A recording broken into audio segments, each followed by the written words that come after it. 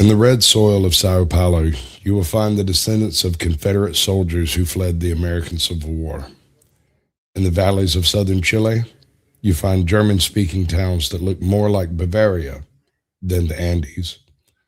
Latin America is not a single race. It is the world's most complex harvest of empire, a place where every corner of the globe has left its mark. Juan Gonzalez. Wish I had a year on that, because that's cool.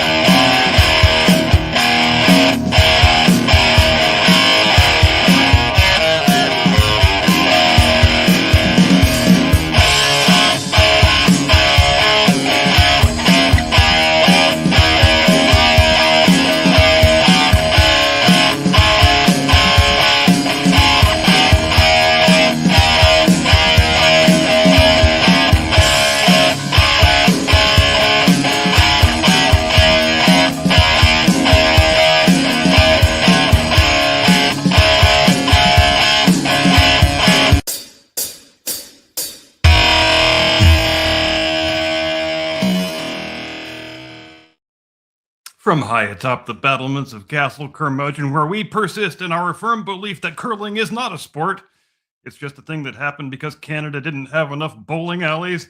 Good evening, Mr. and Mrs. America, and all ships at sea. Welcome to the Blast Radius. So good to have you with us tonight. And you know what time it is now? It's that time, once again, when we dispose of yet another category error that tends to fatally poison the quality of the public discourse on an issue of fairly great significance. This particular category error is one that seems to know no particular political dividing lines. It's a misunderstanding that afflicts the vast majority of Anglophone Americans, and it's a uniquely stupid misunderstanding. So tonight, we shall confront it as we always confront things, and as only we can, by taking a pleasant, leisurely stroll through the verdant, gently rolling meadow of objective reality, pausing occasionally to take a drink from the stream of historical perspective that runs through it, and carefully avoiding the piles of intellectual dog crap that have caused such regrettably large numbers of us to engage in the foolish, ignorant modes of thought that make monologues like this necessary in the first place. And so tonight, ladies and gentlemen, in the enduring and abiding interest of the public mental hygiene, we present herewith, for your kind consideration, Curmudgeon's Field Guide to White Latinos. Prologue, The Beige Illusion. There is a decidedly peculiar belief that has taken root in the American imagination, a belief so durable and so often unexamined that it now floats through polite conversation like so much scented air freshener. And it goes a little something like this. If a person speaks Spanish and hails from south of the Rio Grande, they must, by definition, be brown. Not might be, not often are, but must be. As though somewhere between Laredo and Lima there exists a giant ultraviolet lamp that gently toasts all European ancestry into a uniform shade of something we might call civic diversity. This is what your host likes to call the beige illusion. It is the comforting but rather wacky assumption that Latino is a skin tone, a crayon in the proverbial 64 pack, if you will, a crayon whose slot sits somewhere between toasted almond and latte with intentions. But here is the problem. Latino is not a race. It is not a color. It's not even a Pantone swatch, and it's not a sunscreen rating. It is a cultural and linguistic inheritance tied to the Iberian Peninsula, a peninsula which, the last time we checked, remains stubbornly attached to Europe. And yet, in our American discourse, we tend to speak as if 600 million people across 2 continents and a scattering of islands share not only a common language, but a common melanin concentration. That is not an exercise in sociology, it is an exercise in paint mixing. And tonight, in the name of intellectual and demographic rigor, we are scraping that paint off of the damn wall. Episode 1, the census form that broke everyone's brain. Let's begin with a document that is so boring it could tranquilize a meth-addicted rhinoceros, namely, the United States Census. On the census form, you are asked 2 separate questions. The first question is this: what is your race? You have one of 6 options. Number 1, white. Number 2, black or African American. Number 3, Asian. Number 4, Native American. Number 5, Pacific Islander. Number 6, other. Then you are asked a completely separate question. Are you of Hispanic, Latino, or Spanish origin? Now let's all pause for a moment and take a deep cleansing breath. If Latino were in fact a race, the form would not need 2 questions. The federal government, an institution not widely renowned for subtle metaphysical distinctions, has nonetheless managed to grasp a concept that cable news panels routinely fumble. Hispanic is an ethnicity. White is a racial category, and these are not mutually exclusive concepts. You can be white and Hispanic. You can be black and Hispanic. You can be Asian and Hispanic. You can be indigenous and Hispanic. You can even be confused and Hispanic, which apparently is one of our national pastimes. And yet, every election cycle, and more often still, we hear breathless commentary about something called the Latino vote, as though we are discussing a hive mind that convenes quarterly in order to issue color updates. If your whole mental model collapses when someone checks both white and Latino, that's not them being contradictory, that is you being a dumbass. Episode 2, Iberia is still in Europe, last time we checked. Now let's take a moment to review a bit of 4th grade geography, shall we? Spain is in Europe. Portugal is also in Europe. They have each been in Europe for quite some time, as long as anybody can remember. In fact, they are not honorary Europeans. They are not provisional Europeans. They are not exchange students from the global south. They are simply Europeans. Spanish is a European language. Portuguese is also a European language. These languages did not bubble up spontaneously from the Amazon rainforest like a fashionable new brand of artisanal kombucha. They came across the Atlantic in wooden boats filled with extremely confident Europeans. And when those Europeans settled in the Americas, they did what humans have done for all of history. They reproduced. Now, did they also mix with indigenous populations? Yes, they did. Did they mix with Africans brought through the slave trade?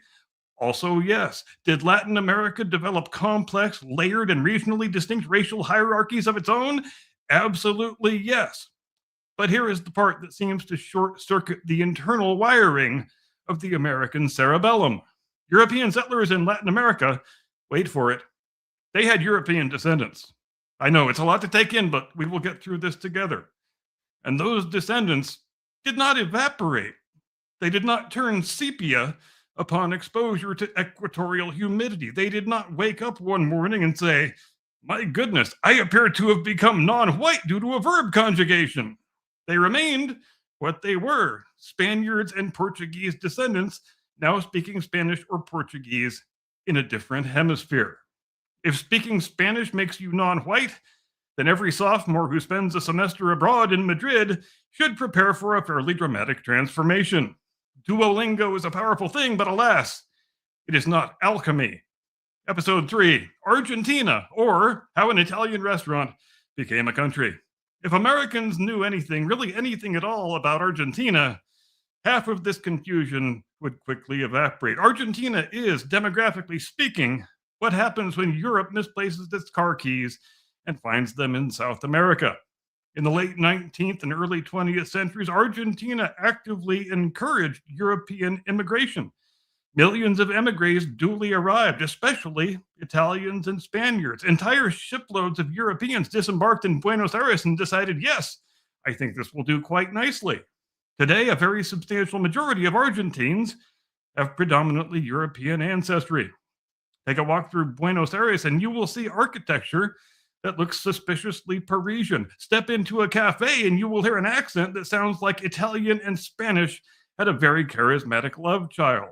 In fact, linguists have long noted that Rio Platense Spanish, the dialect around Buenos Aires, carries distinctly Italian intonation patterns because so many immigrants came from Naples and Genoa, which means, accordingly, that there are millions of people in Argentina who look Southern European, eat like Southern Europeans, gesture like Southern Europeans, descend from Southern Europeans. But because they speak Spanish in the Western Hemisphere, an American HR department will sometimes look at them and confidently declare, ah, yes, a person of color. If your diversity training collapses at the sight of a suspiciously non-melanated Argentine with a name like Federico Rossi, that is not Federico's fault. It is geography's fault and history's fault, and indeed your fault for not giving a shit about geography or history. Episode 4, the German town with better Wi-Fi than you. Now let's talk about the Germans, because there are a lot of those. Southern Brazil alone has many millions of citizens of German descent. Entire towns, places like Blumenau, Joinville, Novo Hamburgo, and others, were founded by German settlers in the 19th century during those heady halcyon days after the close of the Franco-Prussian War, when the Germans declared, now that there is actually a nation-state called Germany for the first time ever, it is time for us to establish our own colonial empire so we can start feeling a bit less inferior to the British and the French and the Spaniards. In Chile, there are well-documented waves of German immigration beginning even before German unification, all the way back to the 1850s, which means it would be more strictly correct to call it Prussian immigration and Bavarian immigration and Saxon immigration, but the host digresses. The point being, you had lots of ethnically German emigres who established lots of German schools, German churches, German newspapers, and all manner of other German institutions. To this day, there are Chileans with surnames like Schneider, Muller, and Schrader who speak flawless Chilean Spanish and can also make a hell of a good strudel. They are not cosplay Europeans. They are the descendants of Europeans, and they grew up speaking Spanish. And when one of them lands at LAX, sunburned from Santiago, passport in hand, and someone mentally files him under the heading of brown-skinned minority, there is a bit of a metaphysical glitch in the American matrix. It is possible, stay with me here, for a man named Hans to order a plate of empanadas. It is possible for a woman named Ingrid to speak rapid-fire Caribbean Spanish. It is even possible for someone to be both Lutheran and Latino without the universe imploding. Language is not a pigment. Accent is not a melanin supplement. And Duolingo does not perform race reassignment surgeries. Episode 5, the Confederates who wouldn't go quietly. And now, because history has a sense of humor far darker even than my own, we arrive at the Confederates. After the American Civil War, thousands of former Confederates left the United States rather than living under Reconstruction. Many of them settled in Brazil, particularly in Sao Paulo state. There is still a town called Americana, founded by these very same emigres. Their descendants, sometimes called Confederados even today, still hold cultural festivals. They still trace their lineage back to the American South. In fact, if you want to go to a place where the descendants of Confederate soldiers still proudly wave the stars and bars and unashamedly celebrate the history and culture of the antebellum American South, well, you won't find it anywhere in the former Confederacy, but you will find it if you go to Brazil. And if that's not the single most ironic thing in this whole monologue, I don't know what the hell is. Now, Just try to imagine explaining that to a descendant of a Confederate colonel, a guy who's now 6 generations deep in Brazil speaking Portuguese, farming his soybeans, that he is not white because he is Latino. I myself would pay a not inconsiderable sum of money to watch that conversation take place, and I suspect I am probably not alone in that inclination. History is a messy thing. Identity has many layers. Sometimes those layers are not as conveniently adjacent to one another as our broad-based, low-information assumptions would prefer that they be. And the Americas were not settled by a monochrome committee. From Spanish aristocrats in Lima to Basque ranchers in Uruguay, from Italian dockworkers in Buenos Aires to German settlers in Chile and Brazil, the Western Hemisphere is a kaleidoscope of European diasporas layered atop indigenous civilizations and African legacies. The result is not a single shade, it is a spectrum. And pretending otherwise may be emotionally convenient, but it is intellectually unserious. And on this program, we do not traffic in intellectual unseriousness. That, after all, is what Twitter is for. Episode 6, Cuba and the racial hierarchy Americans forgot. Let us now don our life vests and sail 90 miles south of Florida for a headlong collision with that cruel mistress named reality. For centuries, many centuries, in fact, Cuba operated under a very clear and unambiguous racial hierarchy. A ruling elite class descended from white Europeans, a large population of enslaved Africans and their descendants, and a complex, multifaceted caste structure in between. It wasn't subtle, it wasn't theoretical, it was plantation economics. By the late colonial period, Cuba had one of the largest enslaved African populations in the Americas, which is a fun thing to mention to your woke leftist friend the next time he assures you that chattel slavery was some sort of uniquely American enterprise. At the same time, Cuba also had a powerful white landowning class of Spanish descent that ran the island's politics and its economy. Fast forward to the 20th century, pre-revolutionary Cuba had prominent white political families, white industrial elites, white professionals, white everything. After the revolution, a significant number of those white Cubans fled the island, mainly to Florida, which is how you end up with a political reality in Miami, where some of the most hawkish anti-communist voices in America are Latino voices, and they are white and Spanish-speaking. The idea that Latino equals non-white collapses instantaneously the moment you look at Cuba's history for more than about 12 seconds. In fact, Cuba alone should have ended this confusion, but nevertheless, here we are. Episode 7, Race versus Ethnicity, the category error that ate cable news. Now we must perform a brief public service announcement. Race and ethnicity are not synonyms. Race in modern American discourse is largely about physical ancestry markers, skin tone, facial features, etc. Ethnicity refers to one's cultural identity, language, heritage, traditions, historical origins. Latino is an ethnicity. It describes people who are connected to Latin American cultures. It does not describe a skin color. You can be any number of things: white and Latino, black and Latino, indigenous and Latino, mixed and Latino. You can even be East Asian and Latino, a fact to which around 200,000 Japanese Peruvians will readily attest. If this feels shocking, that's because American racial thinking tends to operate on a simplified binary model inherited from its own history.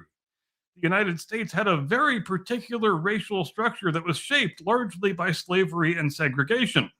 And when you're operating in a simplistically ethnocentric headspace, as Americans have a regrettable tendency to do, it is tempting to project that template onto the entire Western Hemisphere. But the Western Hemisphere did not sign up for America's PowerPoint presentation. Latin America developed mostly under Iberian colonial systems with different racial classifications, different social hierarchies, and different intermarriage patterns. Trying to compress all of those factors into the color brown is not progressive, it's just lazy. It's the intellectual equivalent of labeling every European French, which, needless to say, wouldn't go over very well with the Germans.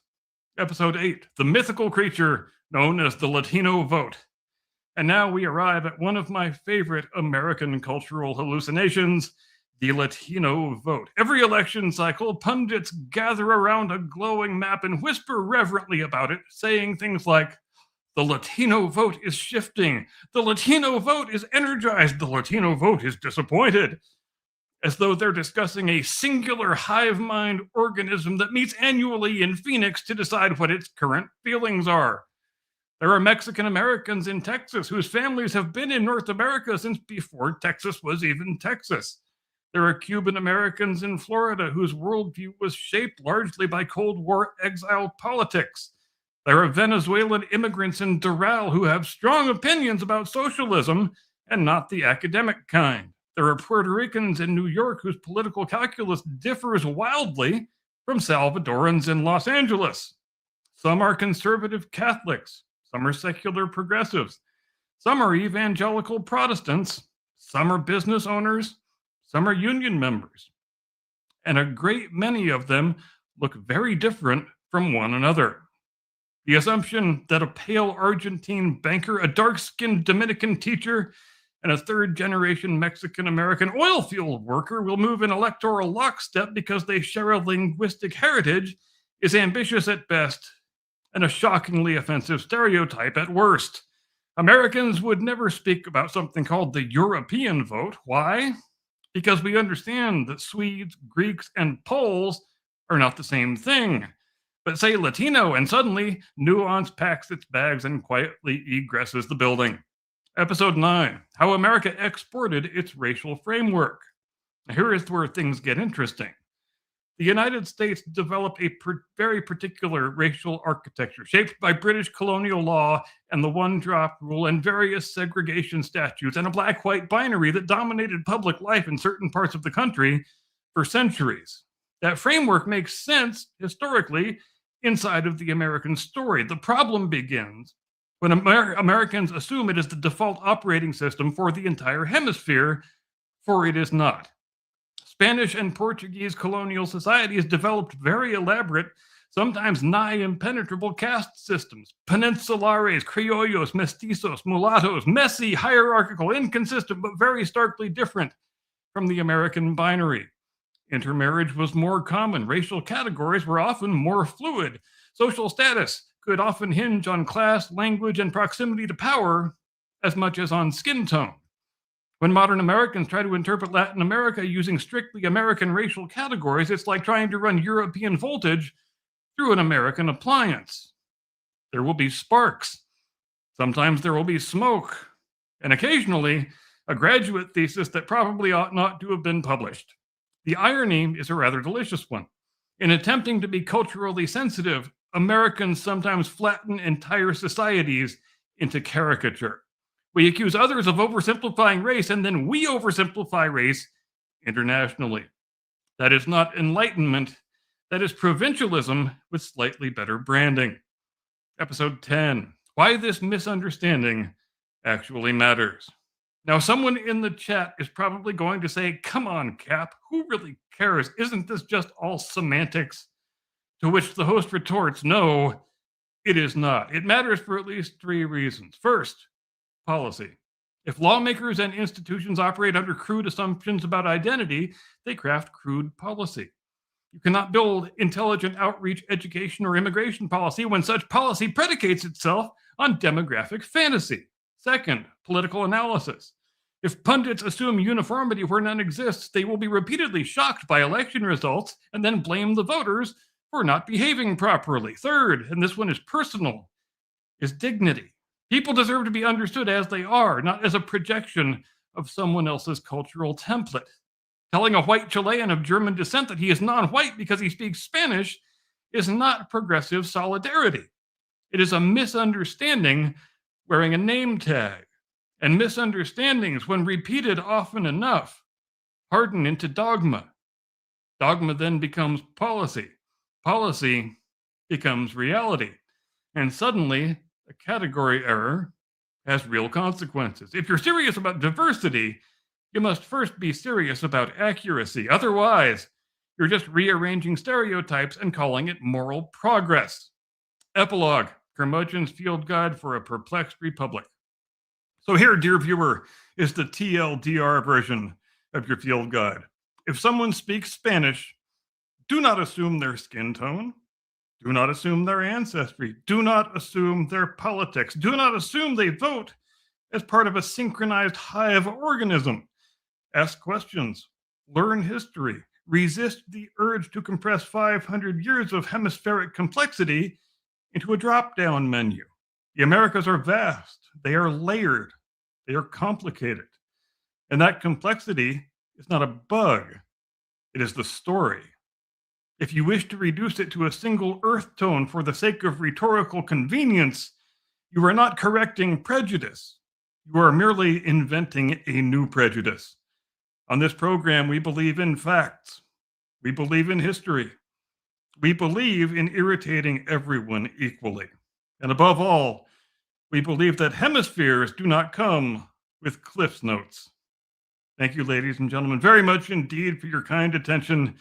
And I now convey you into the custody of my distinguished colleague, your illustrious co-host, the one and only, your friend and mine, Mr. Caucasian Sasquatch. Tactical nuke incoming!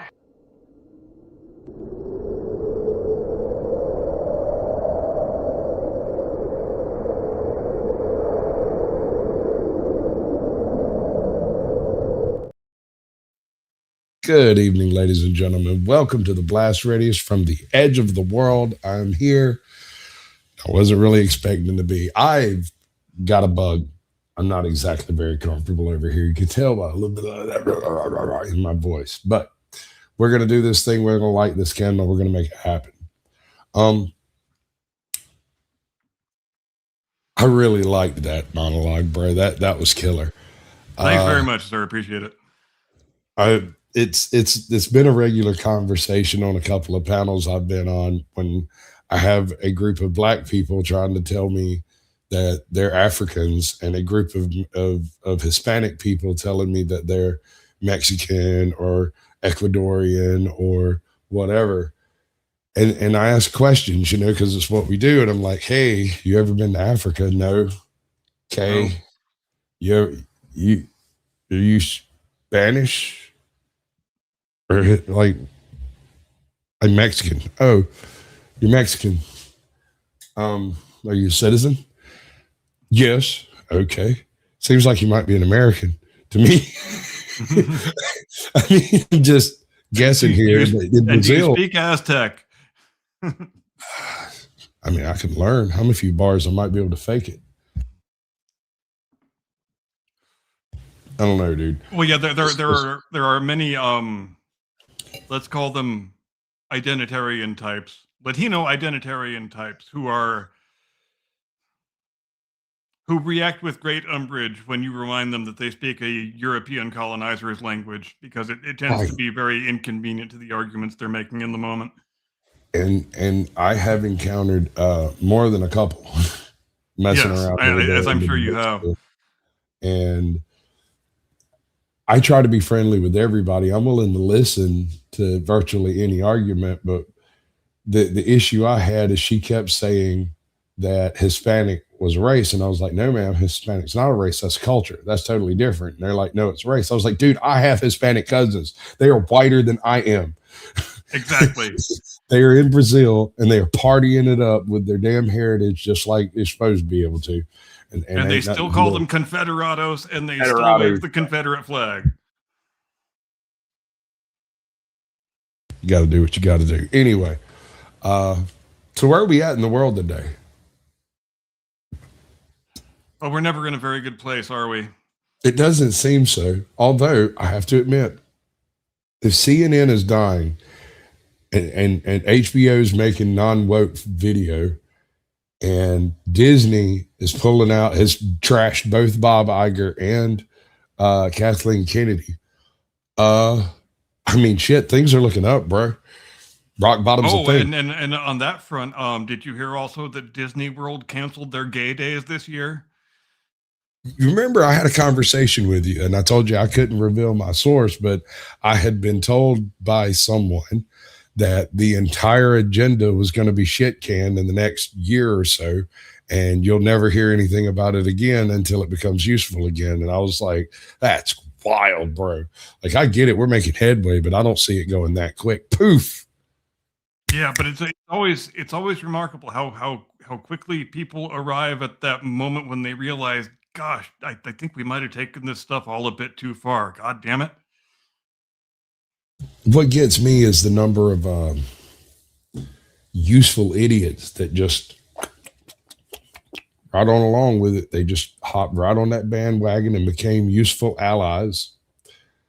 I believe in current thing. That's all I need to Current do to be thing. morally virtuous is believe in current thing. And I always believe in current thing because current thing is awesome. Always awesome. It's current thing. It's current thing. And it The changes, same product at least gets every added to 60 next days. product. And you slather yourself in new current thing and you forget all about old current thing because that's not current thing anymore. We only care about current thing. That was last week's current thing. What the hell do we care about that? Right? It's totally used up. We have to move on. The news cycle has replenished itself, and now Yeah. current thing are 3 million files that were redacted, unredacted, re-redacted, and protected in some way. That's wild. But what do we learn from it? Same thing we already knew, right? That Pam Bondi is a fucking disaster. And she's not the only one. Mr. Bongino might need his slack snatched up a little tighter too. And what's that other dude's name? The FBI guy, there was deputy Cash director, Patel. Cash Patel. That's it. That man is terrified. Have you seen recent footage of him? I did. I saw the video where he and Bongino were discussing the Epstein files, and they looked like they both had shotguns to their back. I was not sure quite what to make of that. Dude, they both looked absolutely terrified. Just eyes as big as saucers. It was really, really weird. And it's nerve-wracking too, because I mean, if the upper echelon of the Trump administration is so nervous with this information that it makes them stay up late at night. Yeah. I'm not sure I want to know anything more about any of this. And maybe the Clintons shouldn't testify. Maybe not. It is. I was interested to read the article today about how Hillary went and gave her speech at the Munich Security Conference or whatever it's called, and she really repudiated Joe Biden's open border policies, and which seems, very out of character based on the last decade or so of her public pronouncements on that matter. And it leads me to have to wonder, is she making little subtle inroads of outreach toward the Republicans as a way of saying, oh, please don't drop the hammer on me too badly when I come testify about the Epstein thing, because we know that a person like that doesn't do things or say things unless it is in their own self-interest. And I don't see any other way in which that can possibly be in her self-interest, except that she is trying to ingratiate herself to Republicans and conservatives so that they maybe don't question her quite as harshly when she and her husband have to go up to the Hill in a couple weeks. Well, I mean, let's be honest. When it comes down to Pam Bondi, this last performance that she did in oh my God, oh dude. my Lord, oh Lord, that was bad. That was bad. That was nuclear level bad. Very bad. Scotty Waddles, thank you for the $5 on behalf of Captain Curmudgeon. You are the man, Scotty Waddles. Yep, love you to pieces. We're gonna give you one of these. This one's for you, buddy. Nice. Thanks, Asmongold. Right. That's not Asmongold. It's not? That's Charlie. That's Charlie from Penguin Zero. Are you sure? Does Yes. he look exactly like Asmongold?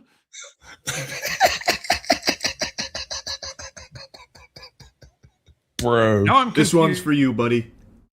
Nice. That is Charlie. I don't even have an Asmongold clip over here for you.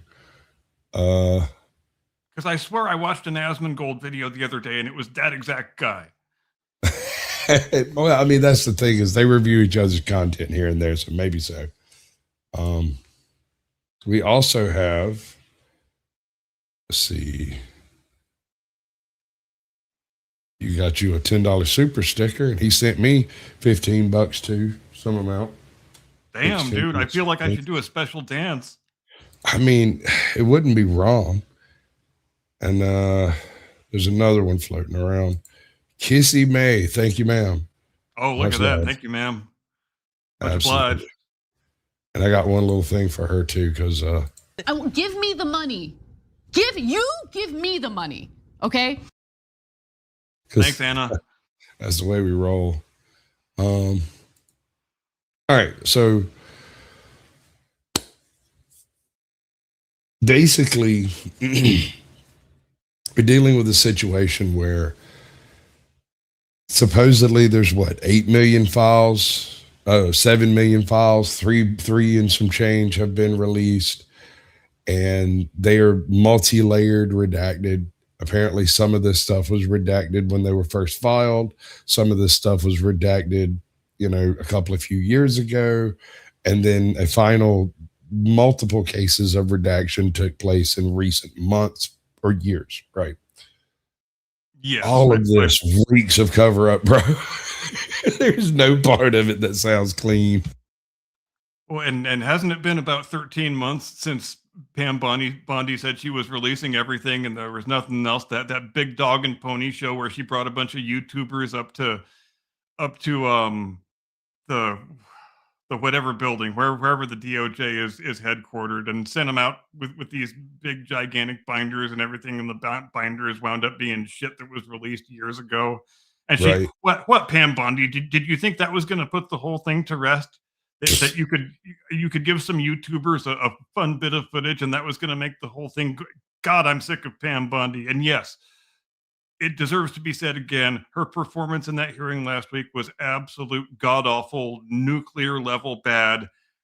As we know, we've talked about it before, that Trump has done a much better job of hiring people in his second term than he did in the first term, but he is still 0 for 3 on attorneys general, and it is a problem. I agree. That should be dealt with and post haste immediately. Why it hasn't already been. When she made the blanket statement, I have the files on my desk, and then the memes about the desk being in the Bermuda Triangle or a black hole or there being what desk? Because when you demonstrate yourself in the department that you're running to be untrustworthy and unserious, that extends up to you're making your boss look bad, and we don't need that. And Agree. And don't even get me started on Kristi Noem. Everybody knows I don't like Kristi Noem. Everybody knows I think she is a complete disaster. Not as big a disaster as Pam Bondi, but I will say that I think Trump is sometimes too much of a feminist for his own good. I think he has a thought in his head that he has to have a certain number of women in his cabinet, and I think that thinking might wind up being his undoing. There is one woman in the cabinet who is doing a really awesomely outstanding job, and that is Linda McMahon. It is not Kristi Noem or Pam Bondi, who are both disasters. Tom Homan should be the DHS secretary. Can someone please tell me why Tom Homan is not the DHS secretary? I don't understand that. Well, I'm kind of interested in what's going on in Georgia right now, of course, with Tulsi Gabbard and some, 1,200 boxes or 700 boxes of questionable or documented votes or something. I don't know. Not a lot of information coming out of that quarter yet, and I'm so curious. And we still don't have a good explanation for why she needed to be on the ground on site for that operation that does not involve the department that she runs. So that remains a mystery. I mean, really, but I guess you work with what you got. I understand how there could possibly be some sort of foreign espionage angle at play, but why does the director of national intelligence actually need to be there on the raid unless she's just trying to get herself on television? And she didn't seem to be trying to get herself on television, though. If you saw her, I guess you're right. She was kind of cowering behind the corner of the building, I guess. Yeah, I mean, she seemed to be willing to be questioned, but there for other reasons would be my assumption, given her body language and whatnot. It wasn't like she was trying to hide, but at the same time, she had other shit to do. Yeah. I'm not all the way trying to hide, but I'm not trying to draw attention to myself. I don't know. I just know that's all really weird. And we haven't It's all heard very anything. strange. And we haven't heard anything that resembles a satisfactory explanation for it yet. And I hope people keep following up, because I would like to hear the satisfactory explanation, if indeed there is one. I'm not sure there is one. Yeah, I'm not convinced either. That particular election was very strange in Georgia. I don't know if you remember, but there was something of a really odd occurrence that happened at about 2:15 a.m. The water main? The water main, and the Water main. amazing Yep. ability of votes to continue being counted after they closed the polling station. The amazing Atlanta water main break of 2020. That turned out to be a small leak, from Yes. what I've read. Now I could be wrong, and it's just the opinion of a Sasquatch, but I do not live that far from Atlanta, and they are. I'm gonna go with my favorite Jesse Ventura line. I'm just asking questions. I'm just asking questions. Yeah, I'm just asking questions. absolutely. So I mean, like, where do we go from there?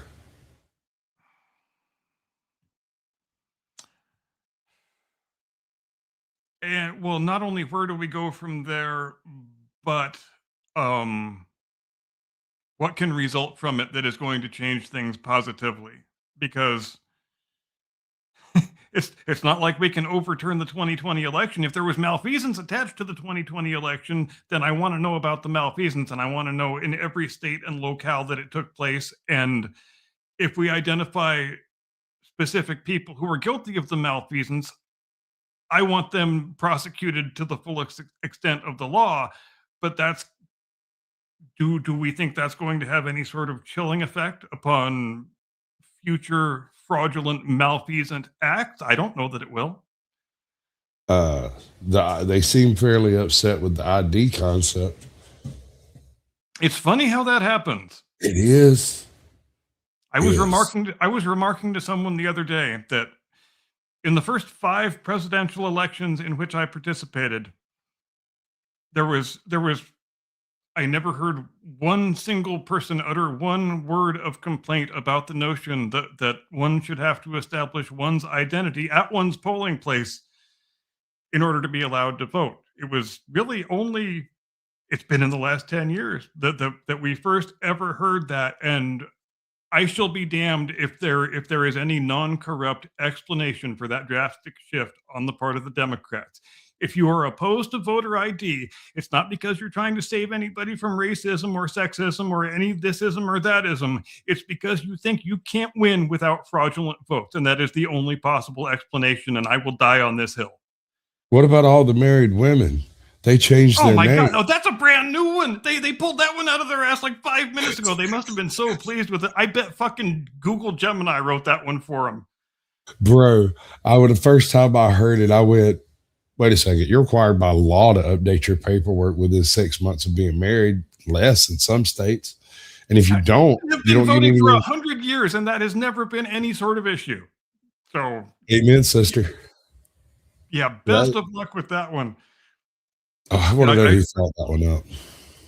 I've told the story before, I think, about when my late eldest daughter went to go vote in her first election in 2020, and this was, after the Democrats had decided that they hate voter ID with the hot flaming intensity of 1,000 suns, and she went in quite innocently and handed over her sample ballot to the poll worker along with her driver's license, and they absolutely jumped down her throat and bitched her out and yelled at her, "Put that ID away. We don't do that in California. That's racist." And I had to explain so many things to her when she got home.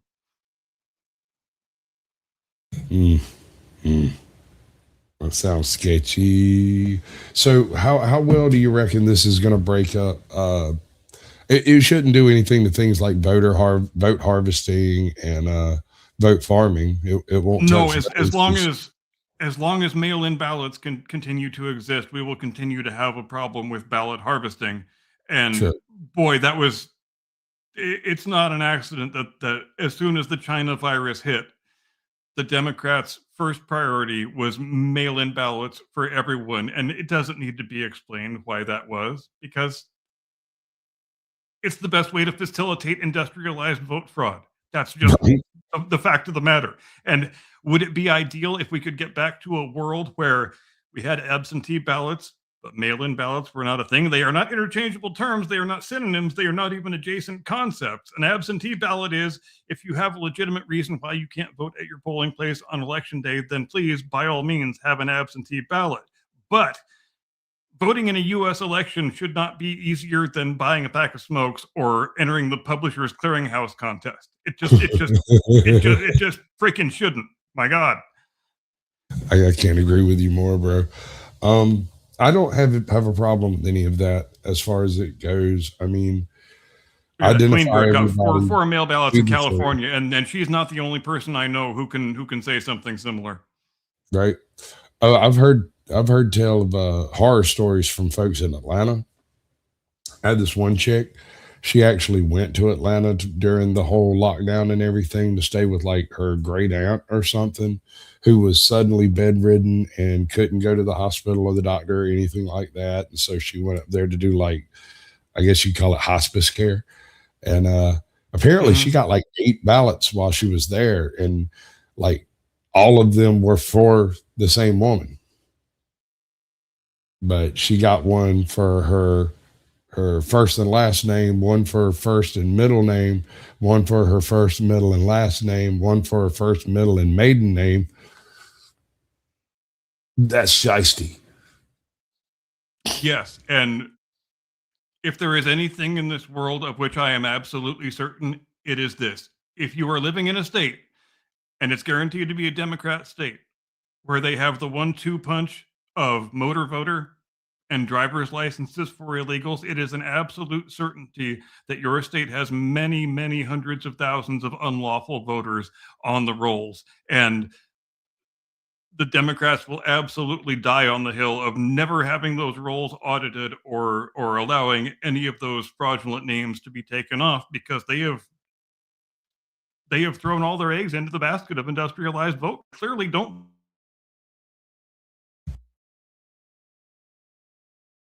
They can win elections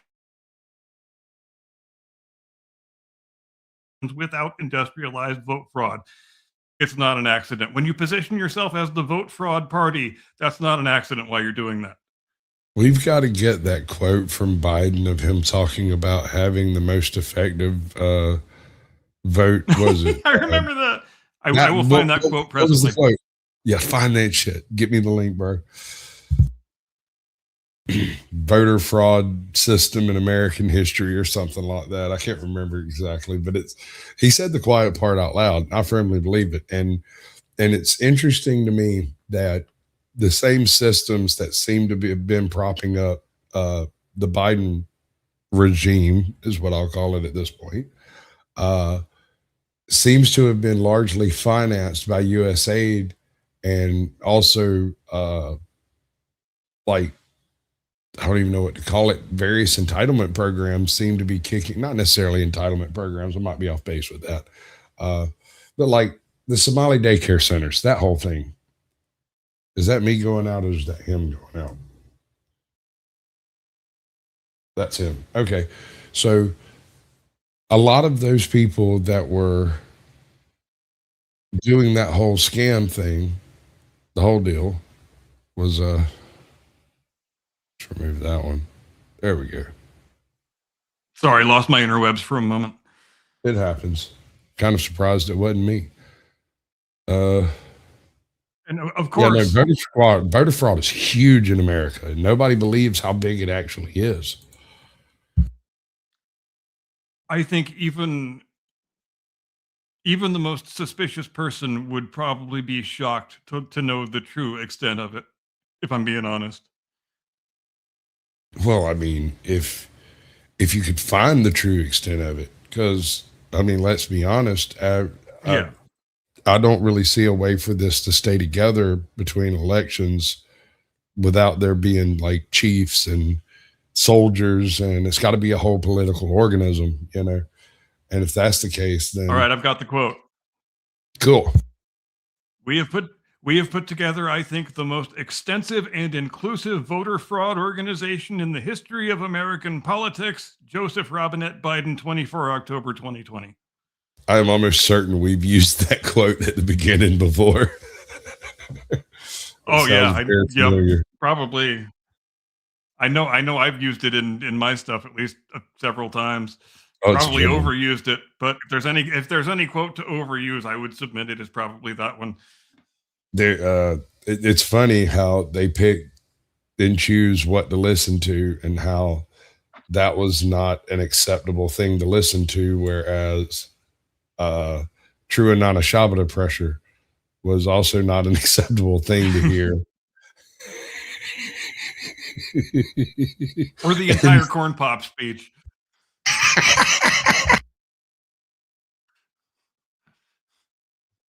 Corn Pop was a bad dude and he ran with some bad boys. Yeah, you got a chain or something. Yeah. Yep. I Little need a Joe beverage. Biden standing Oh, no. there in his Speedo with a motorcycle chain facing down the whole Corn Pop gang. That's how Joe Biden rolls. I made an entire video in honor of the anniversary of that speech.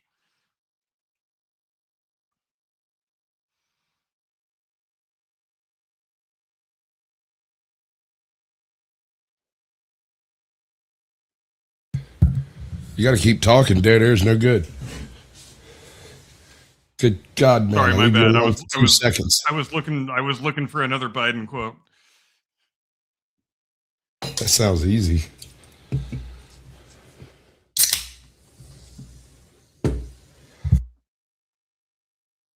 You know, if we had a functioning press, somebody would have tried to track down Corn Pop and get him for an interview. I would love to see what Corn Pop has to say. 90-year-old Corn Pop. I mean, how would you find him? He was a bad dude and he ran with some bad boys. So Probably where do we go? I don't know. Check all the worst nursing homes in Dover, Delaware, or was that in? No,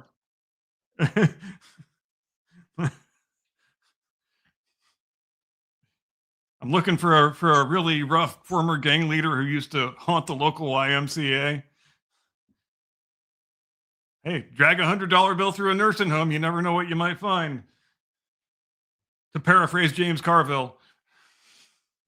Obviously, I mean, what are you going to do though? Cry about it on the internet? Probably. I feel like I wrote a song about Corn Pop. If you have if it, I find you the certainly video, should if I have. find the video I made about that speech, can we play it? Yeah, please. That would be lovely. So, did they ever come down on a decision about whether or not an auto pen can sign a mandate? Executive order, my bad. There's another question on which we urgently await the answer. We're going to need some kind of an official ruling on that, aren't we? I would think, because depending on how the ruling comes down, then a lot of actions that Joe Biden took are going to be rendered invalid. And wouldn't that be a wonderful thing? That would be the best of all possible worlds. But what would it actually do? I mean, what's still in effect that hasn't been removed by Trump executive orders? Hunter's pardon. There's a bunch of people's pardon on that one. Bunch of people, every single pardon, all that whole raft of pardons from the last day, those people would all become fair game again. And oh my God, I would love that so much. Oh, Fauci. All those poor puppies. Yeah, Fauci. And I would say Mayorkas, but he didn't get a pardon. And he still hasn't been hauled before Congress to answer for his crimes. And I would love to ask one of the Republican leaders why in God's name that is. Why that hasn't happened yet? Because of all the people who need to be hauled before Congress to answer for their crimes, aren't that guy and Fauci on the top of that list and everybody else is way, way, way, way, way down below them?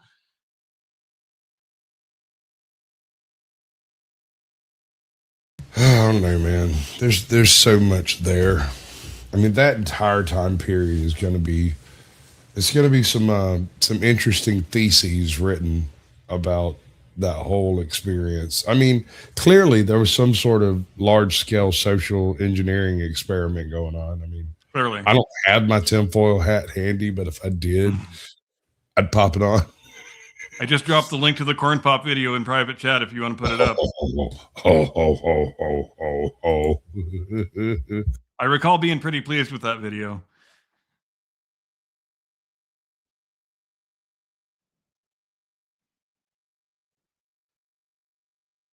Just saying. Not to be self-aggrandizing or anything. Keep rubbing it. It gets bigger.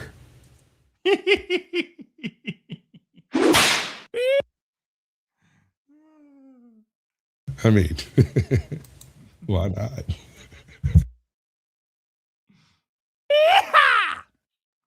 Authorities are asking for your help tonight in a troubling series of missing person cases in our nation's capital. Police say there's no indication thus far that the cases are related or that foul play is involved, but that could all change based on the results of the still active investigation. D.C. Metro Police spokeswoman LaQuisha Washington Jefferson Jackson said in a statement, quote, "These people is missing, y'all, and we got to get them back, you feel me?" End quote. And I think I speak for all my colleagues here at the Captain Curmudgeon program when I say, yes, LaQuisha, there is a Santa Claus. And also, we do see you, and we hear you, and most importantly, we feel you.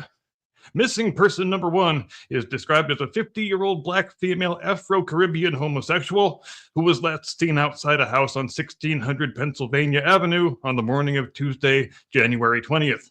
Friends say she was scheduled to start a new job right down the street at MSNBC that same afternoon, but she never turned up for work and, according to reports, hasn't been seen or heard from since.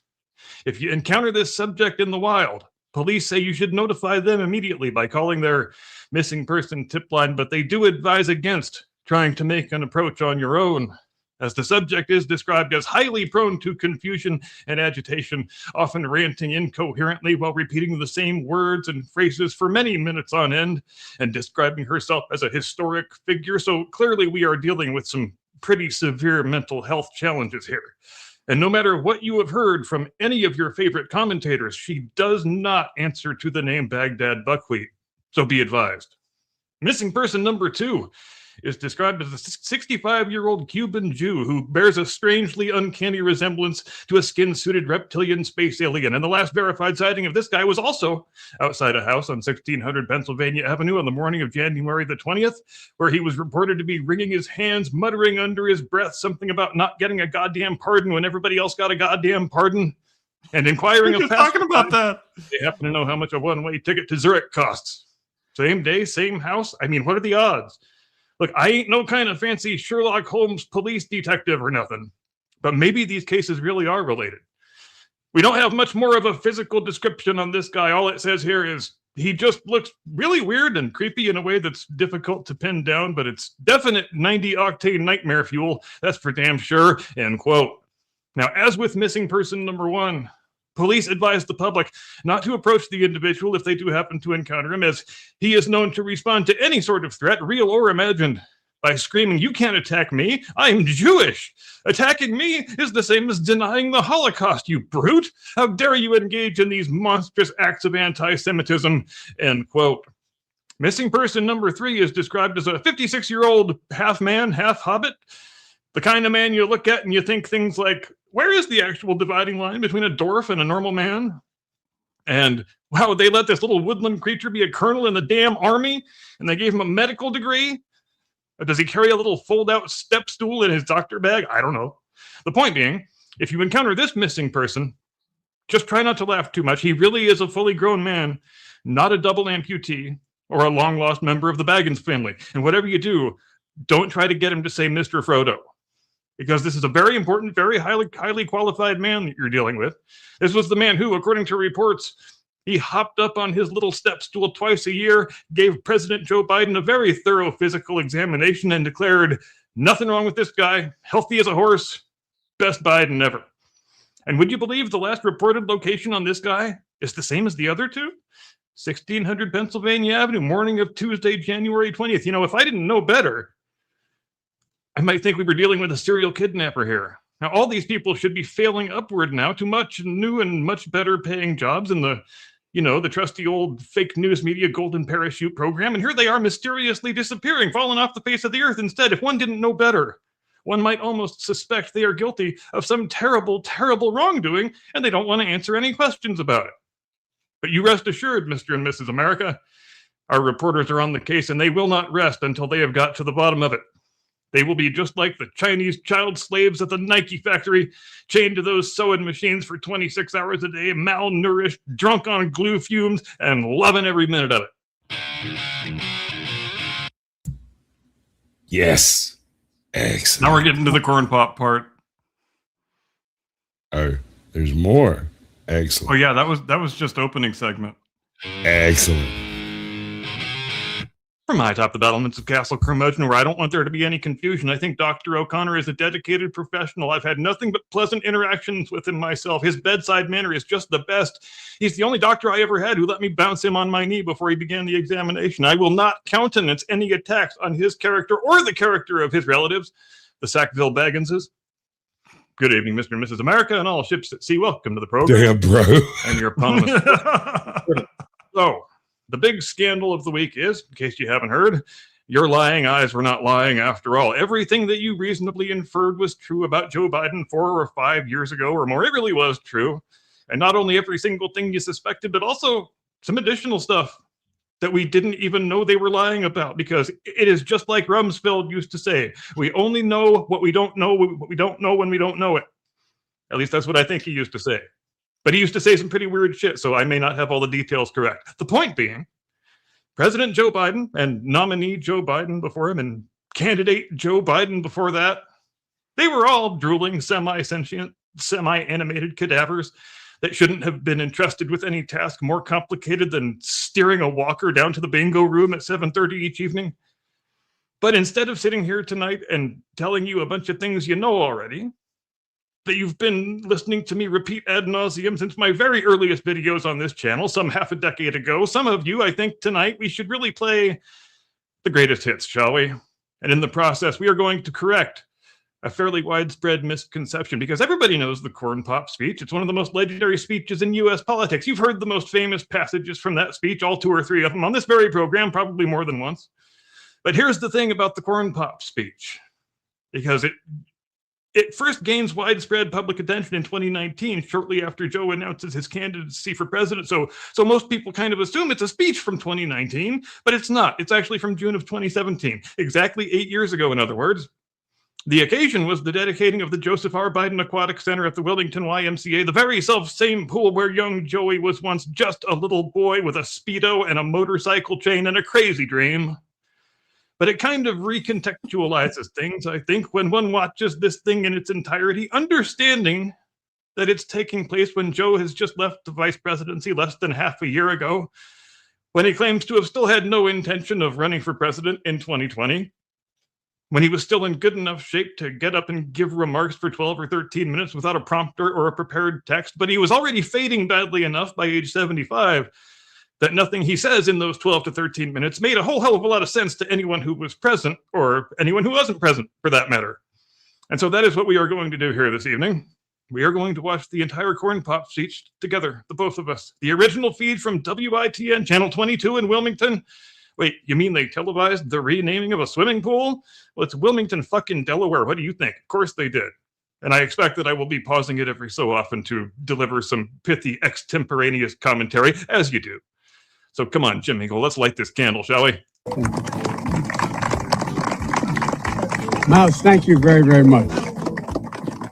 Thank you. Can I, before we start, hey, all the kids, you want to come up here and listen? Come on up here. Come up behind me. Because Joe Biden's first priority is always close physical proximity to small children. Because I'm not holding up between them and the pool, man. Come on. My name's Joe Biden, Vice President Biden. Everybody come on up and stand with me. What's your name? There's okay, check. Look, folks, I want to set the record straight in a couple things. I'll wait till everybody gets up here. Hi. You're on television, so be good. Okay? You are? Wait, someone's actually putting this on television? Well, yeah, it's Wilmington, Delaware. What do you expect, kid? Yeah, see the television camera? Hi, Mommy. That's it.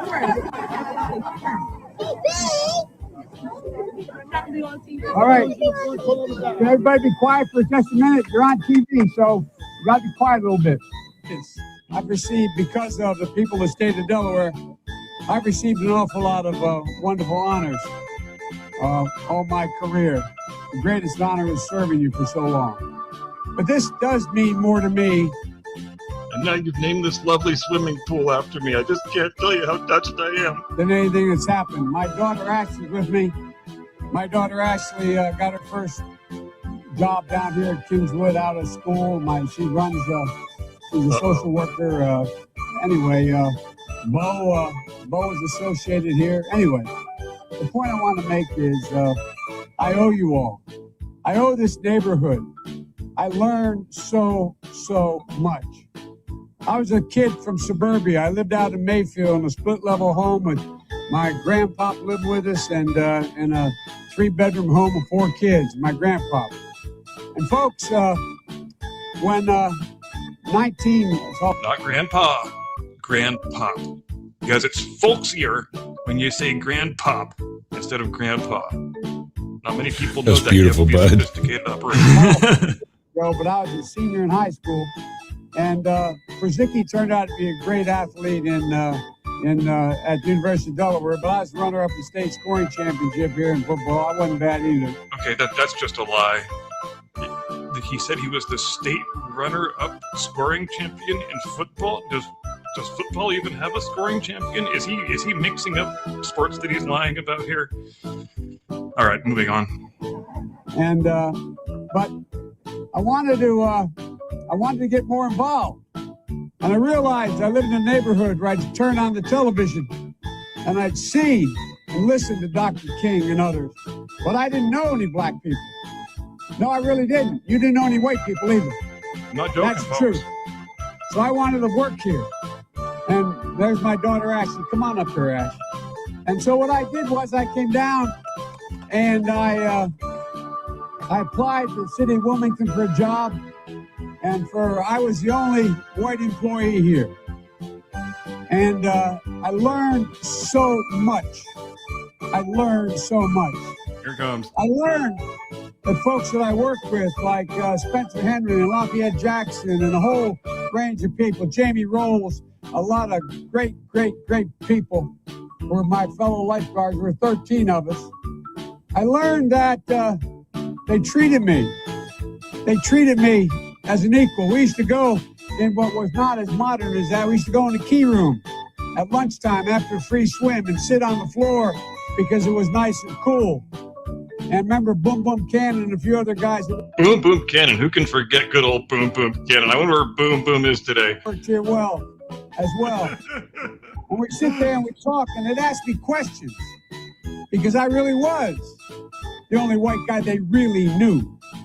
And they'd ask me questions about everything. I mean, things that Does your penis glow in the dark? I heard white men's penis glow in the dark. just started me. I thought we were coming up on the Roaches line a second ago, but I guess it's not quite yet. It's here. It's in there. It's in there. Give it a second. Yeah.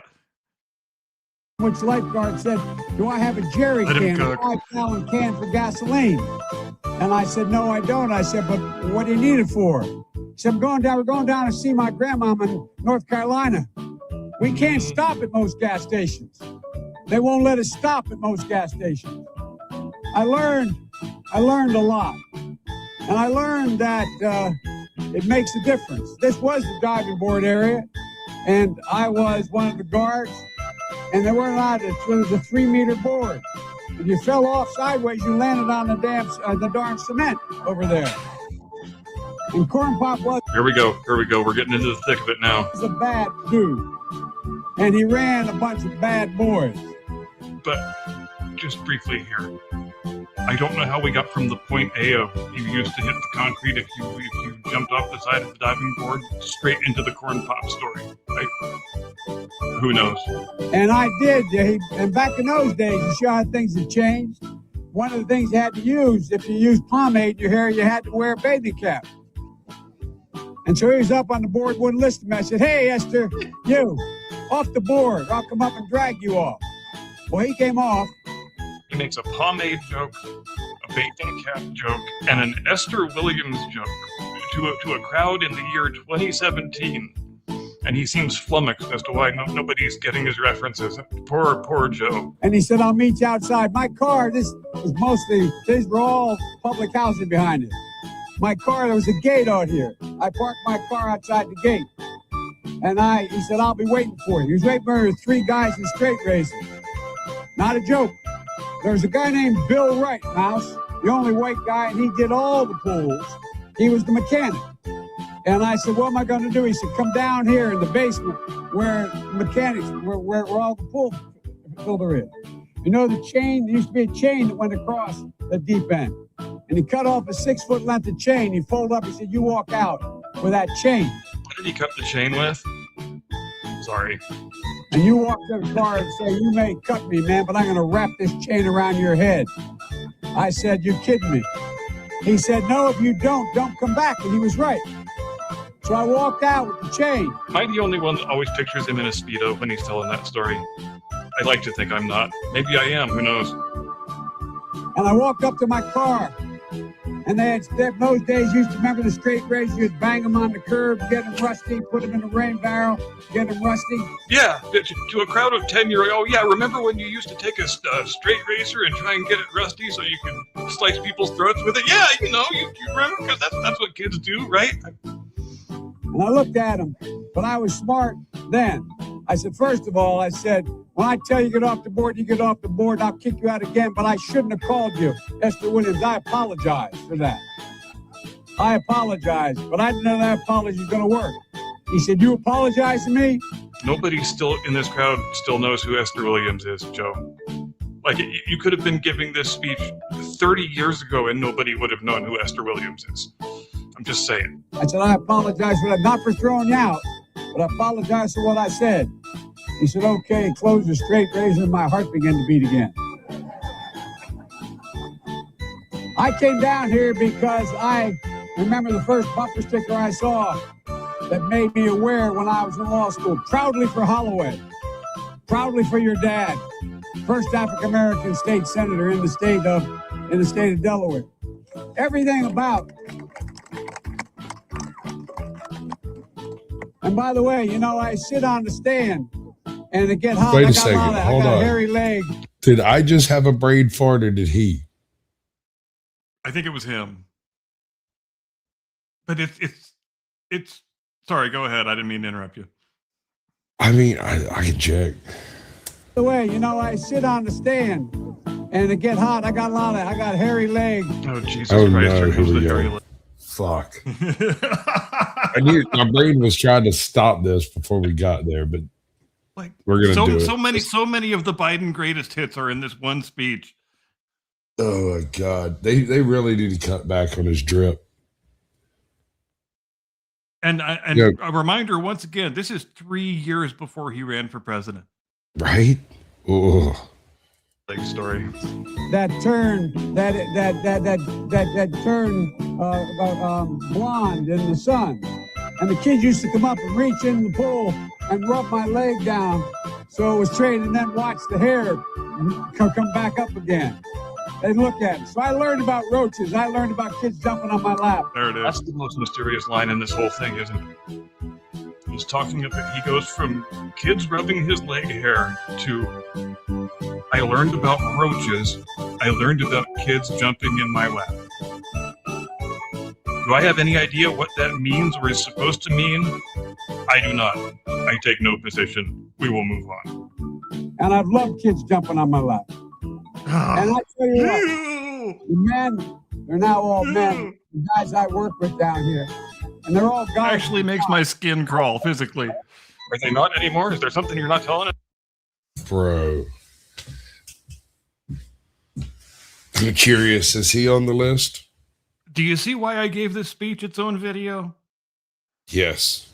Oh, gods, yes. Absolutely. Total cringe. Let's hear Joe. They're all good men. Most of them made an awful lot of themselves. And Earl Larkin had a rough time. And some of you knew Earl. I came back as a public defender. I came back to Delaware and I got a fancy job with the oldest law firm in the state. But the city was burning. It was burning down here. And I couldn't do it. So I quit and became a public defender. And the first trial I had, I walked into court as a public defender with another guy named Eddie. Bro, this kid is so fed up with this shit. Oh, I know all those kids. They all want the earth to swallow them up. They want to be literally any place other than where they are. They have no idea who this guy is, what he is talking about, or why they have to stand behind him. And the answer is because you're black. And Joe is, of course, pandering to the black community. And it's no accident that each person he references in this speech, he mentions their race. Yeah. Well, he has Every to, single person. He has to, though. I mean, well, yeah, and you'll notice also that he has no prepared text whatsoever. He is just winging it the whole way through. I'm just going to go up there and I'm going to be Joe Biden because being Joe Biden is a political winner, always has been. This is Delaware. All I have to do is go up there and be Joe Biden for 20 minutes. God damn it. Basinski, a defender. I'd only been admitted to the bar 1 week, and Earl Larkin was in chains around his ankles and on his wrist, and they were chained together, so on a belt. And he said, "Who's going to try the Larkin case?" I just got started, and he was aptly named. His name was Judge Stiftel, and he said. Basinski said, "Well, that's my colleague. He just joined the public defender's office." He said, will you in fact defend him?" And let's take a moment here just briefly to remark on how much these little kids are really, really enjoying Uncle Joe Biden's speech. They would much rather be doing this than off cavorting in the pool having a good old time. He turned to Larkin and said, "He'll defend you." I said, whoa, you're on. I'm utterly taken by this kid over here who hasn't looked in this direction in 20 minutes. Oh, I know. The speech gets to a certain point and you can't take your eyes off of the kids in the background because you feel so very badly for them. I know nothing about the case. He said, "I'll give you until tomorrow, but you draw the jury today." And he looked at Larkin and he said, "You mind if he represents you?" And I'll never forget what he said. I learned a lot. He said, and I mean it sincerely. He looked at me and he said, "One hunky's just as bad as any other. I'll take whoever you send me."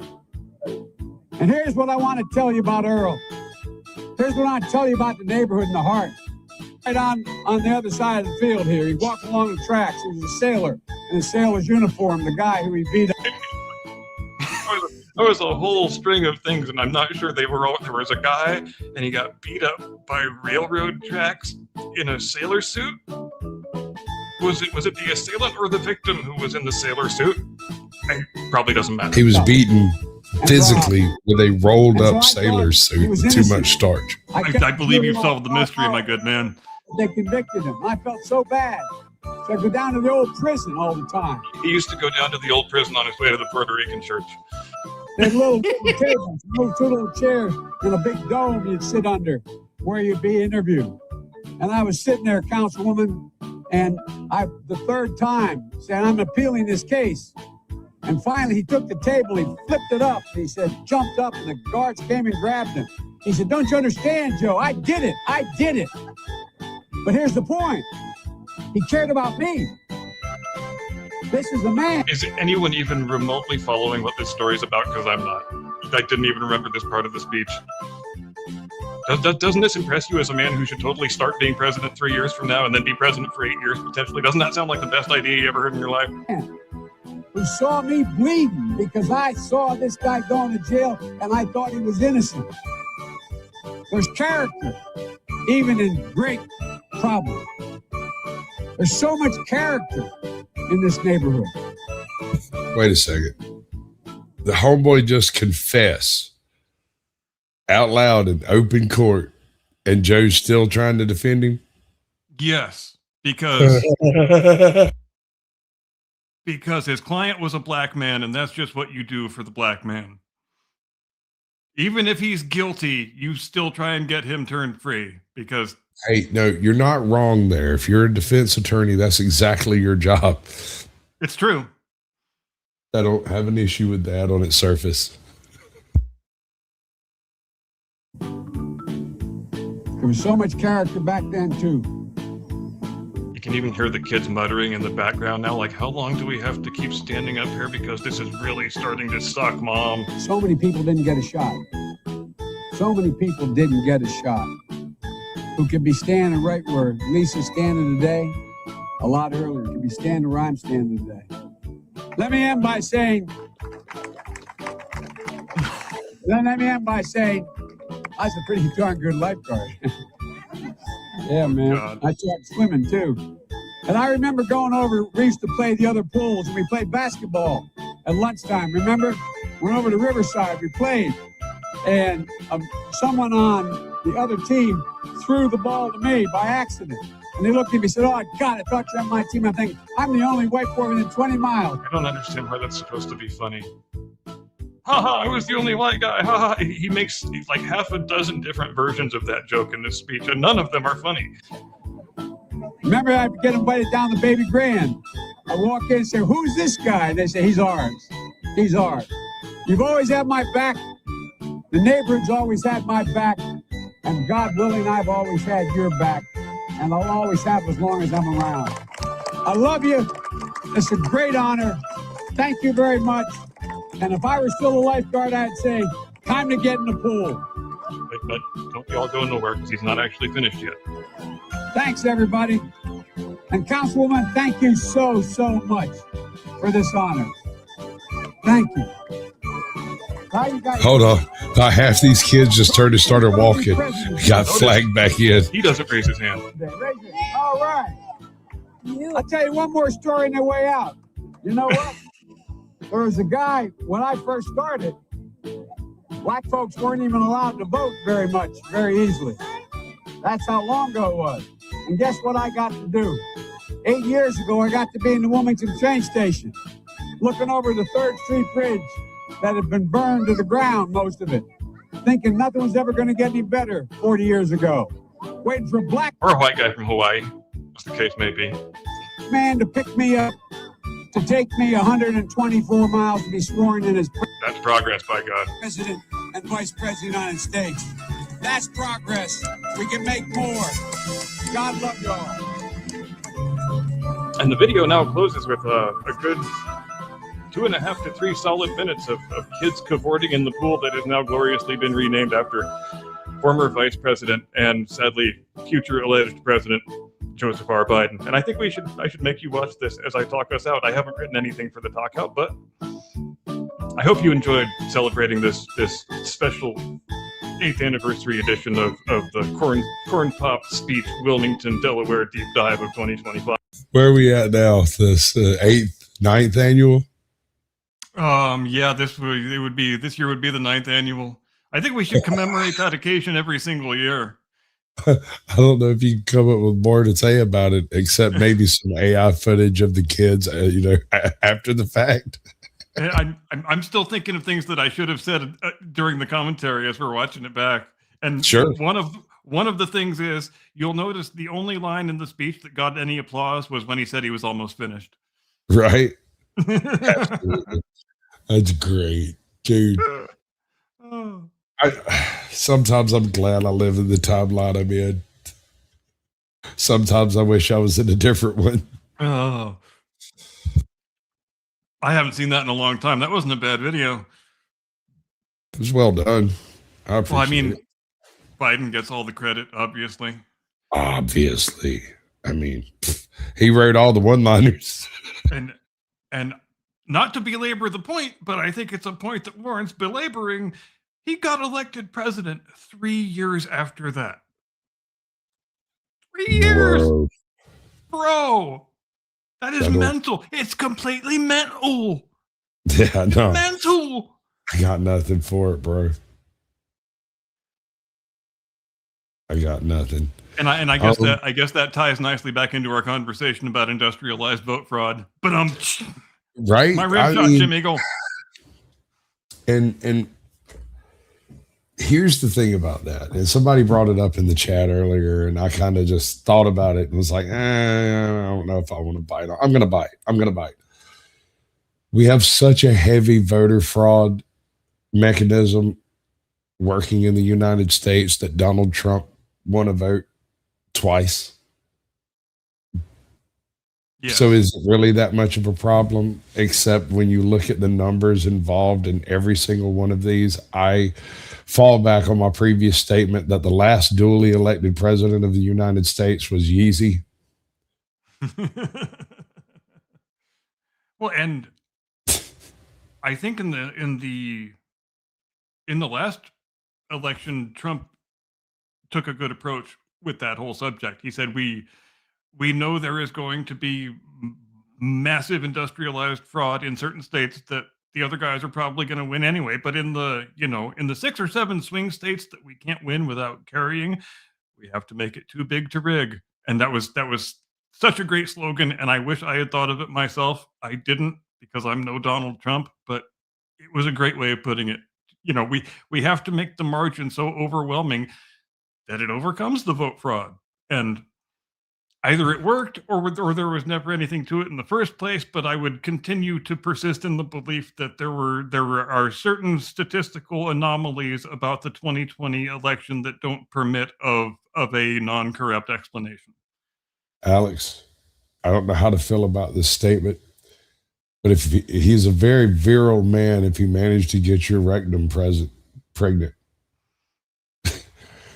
And it's probably going to be sore until you stop treating it like an entrance. I feel like you could probably get your own reality show off that. I mean, really, dude. I mean, have you ever seen what was it? No, not Mr. Mom, the other one. Arnold Schwarzenegger got pregnant. Junior. Yep. Oh wow, that's a good one. That's not a good one. It's not. Yeah. Back then, the idea of a man getting pregnant was fodder for slapstick comedy, and now it's something that lots of people actually treat as a serious thing. And we'll see how far we have come. Such progress we have made. Right? Can't end Some the women have dedication. penises, and some men can get pregnant. What? Why do you think anything else, you crazy person? I mean, really.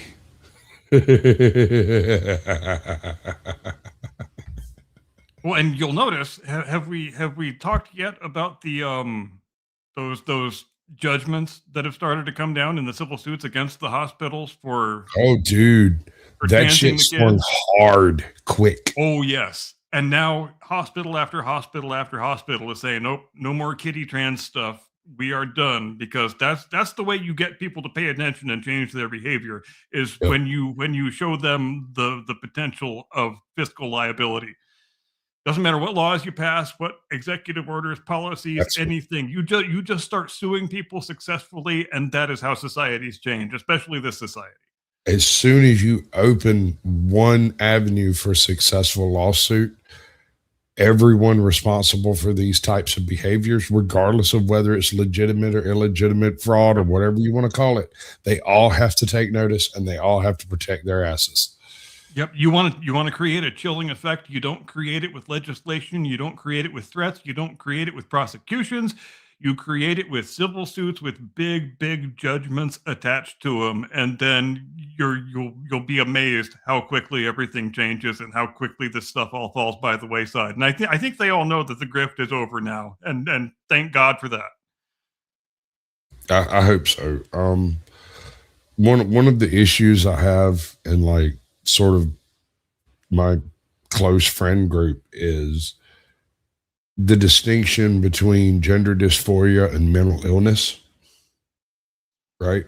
A lot of people are just like, oh no, it's all mental illness, and it's not. Some people do have conditions that, can be treated. Some people just want to jump on the bandwagon and ride that victim train to the top while beating everybody with their victim points. I don't play that game.